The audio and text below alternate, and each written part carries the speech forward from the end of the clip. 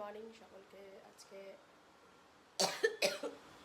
বৃষ্টি বৃষ্টি ওয়েদার, আমাদের বাড়ির সামনে জল হয়ে গেছে, কি বলবো আর। Welcome to our channel we are family. কেমন আছো তোমরা সকলে? তো আমি এখন একটা ব্রেকফাস্ট বানাতে আসলাম। আজকে বাবান স্কুল যায়নি, পাঠাইনি। স্কুলে গিয়ে আর সময় নষ্ট করে লাভ নেই, সামনে পরীক্ষা আছে, সেটা পড়তে হবে।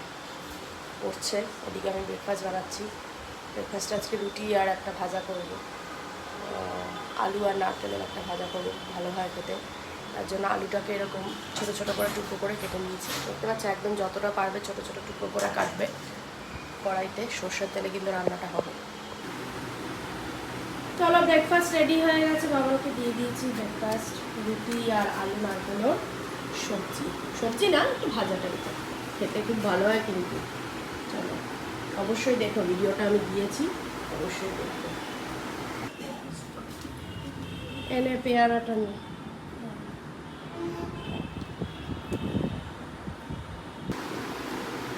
গুড আফটারনুন, চলে এসেছি আজকে লাঞ্চ নিয়ে। দেখো আজকে লাঞ্চে কিন্তু রয়েছে ভাত, লাল শাক দিয়ে দিয়েছি সবাইকেই, আর এখানে একটু ডাল রয়েছে, মসুরির ডাল, তার সাথে রয়েছে ঝুড়ি আলু ভাজা, আর কিন্তু তার সাথে রয়েছে আজকে যেটা সেন্টার অফ অ্যাট্রাকশন, যেটা হলে আর কিছু লাগেই না, দেখতেই পেয়ে গেছো, একদম সর্ষে ইলিশ। ইলিশ মাছের সাইজটা কিন্তু বেশ বড়, সর্ষে ইলিশ রান্না করেছি। চলো আর দেরি না করে খেয়ে নেবো। কেমন খাচ্ছ? ভালো ভালো ভালো ইলিশ মাছ, ভালো হয়েছে। ইলিশ টেস্ট আগে তো হ্যাঁ ইলিশের গন্ধই ভালো লাগতো না, আর এখন না, এখন তো খাই, আগে তো খেতাম না। এখন ইলিশই ইলিশ, আমাকে আর বলতে হয় না, নিজেই বাজার থেকে আগে ইলিশ কিনে নিয়ে চলে আসে। দেখো অবস্থা, দেখো খেয়ে ফেলেছে মাছটা আগে, তাই তো? হ্যাঁ, চলো, চা বিস্কিট নিয়ে বসেছি, বাইরেতে বৃষ্টি পড়ছে। ভেবেছিলাম বাবানকে ড্রয়িং স্কুলে নিয়ে যাওয়ার কথা, কী করে যাবো, এমন বৃষ্টি পড়ছে, যেতে পারছি না। বৃষ্টিতে যদি ভেজে, যদি শরীর খারাপ হয়, সামনে পরীক্ষা আছে, বাদ দিতে হলো। এখন চাটা খাই গরম গরম, শরীরটা খুব একটা ভালো নেই তো, ভিতরে ভিতরে কোনো একটু জ্বর জ্বর ঘুষঘুষে ঠান্ডা ঠান্ডা লেগে রয়েছে, তো চাটা খেয়ে।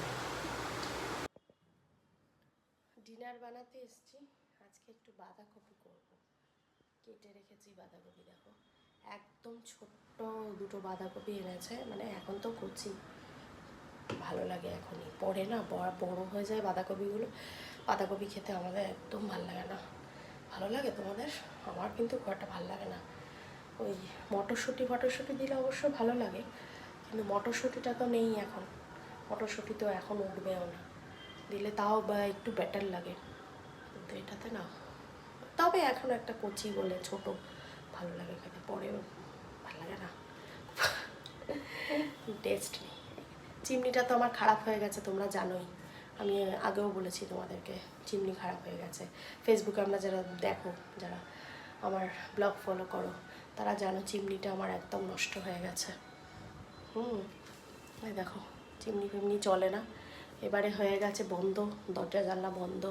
চিমনি যদি না চালানো হয় প্রচণ্ড একটা অস্বস্তি তৈরি হয়, কিছু করার নেই। চিমনিটা খারাপ হয়ে গিয়ে আরও গন্ডগোল হয়ে গেছে, অনেক দিন হয়ে গেছে চিমনি, অনেক মাস হয়ে গেছে চিমনিটা খারাপ, খুব প্রবলেম হচ্ছে।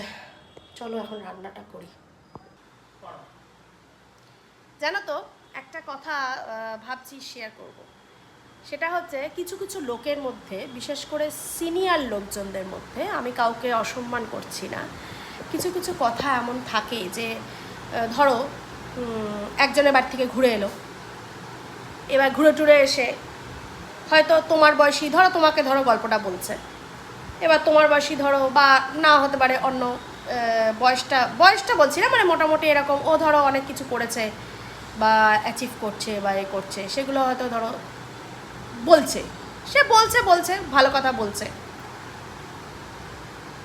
কিন্তু হঠাৎ করে বলতে বলতে কথাটা মানে লাইনটা চেঞ্জ হয়ে যায়। কি হয়, লাইনটা চেঞ্জ হয়ে গিয়ে বলতে শুরু করে, আর তুমি তো আর পারলে না, ও তো অনেক কিছুই করলো, তুমি তো আর, বা তুই তো এটা আর করতে পারলি না, ও তো একেবারে ওই সেই হ্যান ত্যান, ও হচ্ছে এই সেই হ্যান ত্যান একটা ও করলো এসব। তখন ভাবো তো অপোজিটে যে লোকটা বসে আছে, লোক হতে পারে, মেয়ে হতে পারে, যাই হতে পারে, তার কিরকম মনে হয়? তার কি খুব ভালো লাগে তখন আর ওখানে বসে থাকতে বা এরকম ধরনের ডিসকাশন শুনতে? ভালো লাগে কি? ভালো লাগে না। আমার তো অন্তত লাগে না ভাই। এখন তোমাদের কেমন লাগে জানিও কমেন্ট করে। আমার ভালো লাগে না। তুমি যখন ওদের সাথে ওর ব্যাপারে কথা বলছো তখন হ্যাঁ শুনছি, ঠিক আছে, ওর ব্যাপারে কথা বলছো, হঠাৎ করে মোড়টাকে ঘুরিয়ে নিয়ে এসে তোমার সাথে কম্পেয়ার করা শুরু করে দিল, তুমি তো পারলে না বা তুই তো পারলি না, এরকম একটা কথা। তখন কিন্তু আর ওই কথাগুলো যতটাও বা তুমি পেশেন্স নিয়ে শুনছিলে, তখন কিন্তু কথাগুলো শুনতে তোমার ভালো লাগবে না। এটা কিন্তু বিটার রিয়ালিটি, এটা জানবে। আমি একদম পছন্দ করি না এগুলো, ভীষণ ডিসলাইক করি। যারা করো একদম করো না এগুলো, এটা কিন্তু মোটেও ভালো জিনিস নয়, এটা একদম ভালো না। শুধু বলবো না, অনেক সিনিয়র লোকেরা করে, জুনিয়র লোকেরাও করে, যাদের ইন্টেনশনটা এরকম থাকে যে এরকম কিছু করবে, ইন্টেনশনালি করে তারা, তার জন্য কোনো কারণ লাগে না। মানুষকে ছোট করতে বা যাই করতে কিন্তু কোনো কারণ লাগে না। যদি আমি মনে করি যে না আমি ওকে এটা করে বড় হয়ে যাচ্ছি বা এ করছি, তখন সেই মুহূর্তে পেশেন্স নিয়ে কথাগুলো শোনা বা এ করা কতটা যে যন্ত্রণাদায়ক, সেটা যারা ফেস করেছে তারা খুব ভালো করে জানে। কমেন্ট করে জানিও কথাটা কতটা ভুল, কতটা ঠিক।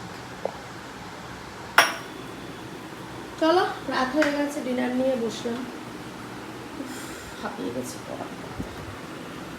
প্লেট খালি প্লেটই দেখাচ্ছে। আজকে আমার খোল ক্যাসারোলটা আজকে করেছি, কিন্তু এই যে বাঁধাকপিটা এইবারের প্রথম বাঁধাকপি, আলু দিয়ে টমেটো দিয়ে যা যেরমভাবে করতে হয়, জিরে সব দিয়ে আদা দিয়ে। আর কিন্তু রয়েছে এই যে রুটি, আরেকজন রুটি গামলা নিয়ে বসে আছে। চলো খেয়ে নেবো, ব্লগটা এখানেই এন্ড করবো। ভালো লাগলে অবশ্যই একটা লাইক কমেন্ট শেয়ার করে দিও, আর আমাদের ইউটিউব চ্যানেল VR ফ্যামিলিকে সাবস্ক্রাইব করো, সাপোর্ট করো, পাশে থাকো, পাশে থাকা বেল আইকনটা প্রেস করে রাখো। যারা আমাকে ফেসবুকে দেখো তারা ফলো করে রাখো। গুড নাইট, ভালো থেকো সবাই। Good night.